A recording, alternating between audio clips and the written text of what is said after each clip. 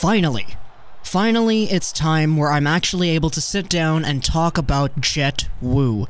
Because he signed the contract earlier this week, and everybody was talking about it, but the way it was scheduled, it kind of conflicted with other videos that I had planned, as well as game reviews and all that. But Jett Woo is officially a Vancouver Canuck. He's been a Canuck for a while now. But the thing that's really stood out about Jett Woo this season has been his play with the Moose Jaw Warriors. This season, suiting up in the WHL, Jett Woo's all the way up there at 65 points, 12 goals, 53 assists in 62 games. This is incredible because it's a huge improvement over his 44 games and 25 points from last year.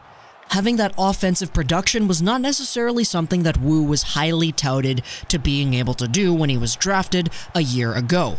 And a lot of the scouting reports from back then talk about how he's got to develop his offensive game. He's not really the best offensive guy, but he's really good defensively, and he's really good physically. Jett Woo is a presence out there. He's got himself that ability to hit people, lay people down, and ferociously pounce on forwards in the defensive zone.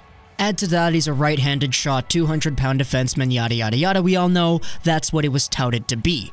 But his offense production really took a huge surge this year alongside the Moose Jaw Warriors. Him and Josh Brook pairing as that first pairing, even though they're both right-handed, him and Brook were each two of the top 5 best defenders in the WHL this year in terms of points. Josh Brook had an incredible season, 75 points for him. However, he was born in 1999. Jett Woo was born in 2000, a full year after Josh Brook was born, and seeing as Josh Brook will most likely be going to the AHL next season, it gives Jett Woo all the opportunities to really take over Moose Jaw as his own player. Now, Jett Woo signed as a Vancouver Canuck, which means that he'll be able to get that signing bonus. If he doesn't play with the Canucks, he'll go over to the WHL next season or whatever. The ELC gets moved over, and he gets that experience of being on the Vancouver Canucks and all that. He'll participate in the training camps and all that stuff, so it's going to be really good for him.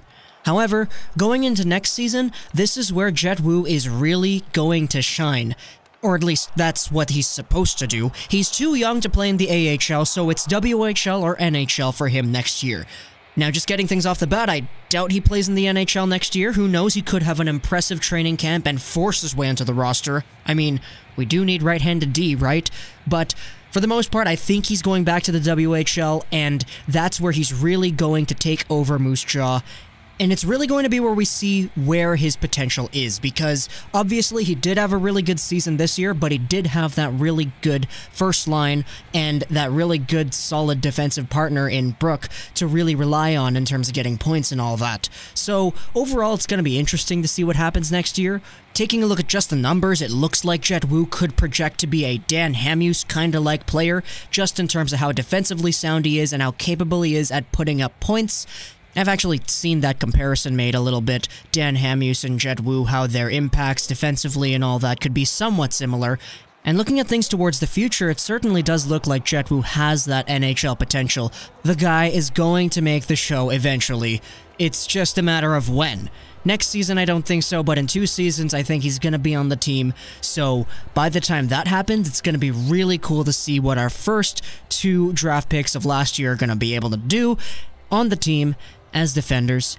It's actually really funny, honestly, seeing how they're both already signed, Woo and Hughes, the 2 guys who we drafted with our 2 picks, starting things off in the draft. But as for Jett Woo today, he's got himself the WHL playoffs coming up, and we know that the Moose Jaw Warriors have been really good this season. As I said, that first line of Justin Almeida, Braden Tracy, and Tristan Langan, those 3 just carried things offensively this year. So depending on who's on the team next year, Jett Woo could have a drop in points. He could have a little bit of a spike in points. It really is unforeseen at this point.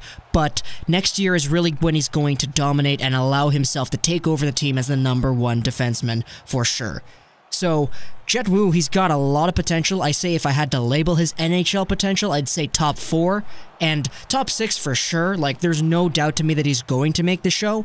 It's just that I think he caps off as a top 4 guy, might be good as a #3 guy potentially. as in a guy who could probably play top 2 minutes sometimes, but not all the time. So overall, it's not a bad thing to have for sure. As a second round pick, you like seeing them develop into solid NHL players, and honestly, it looks like Jett Woo is going to become that. Hope you guys enjoyed this video. Applies to Gaming, and bye.